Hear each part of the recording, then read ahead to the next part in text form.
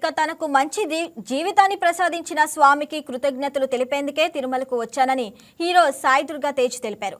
ఇక ఇవాళ ఉదయం వీఐపీ బ్రేక్ దర్శన విరామ సమయంలో శ్రీవారిని దర్శించుకొని మొక్కులు చెల్లించుకున్నారు. ఇక దర్శనం అనంతరం ఆలయ రంగనాయకుల మండపంలో వేద పండితులు వేదాశీర్వచనం అందించగా ఆలయ అధికారులు స్వామివారి శేషవస్త్రంతో సత్కరించి స్వామివారి తీర్థ ప్రసాదాలు అందజేశారు. స్వామివారికి థ్యాంక్స్ చెప్తాను వచ్చానండి. ఆయన నాకు మంచి సినిమాలు ఇచ్చారు, మంచి లైఫ్ ఇచ్చారు. సో ఆయనకి థ్యాంక్స్ చెప్పుకుందాం వచ్చాను.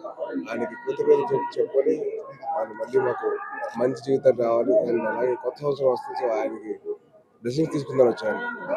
Thank you.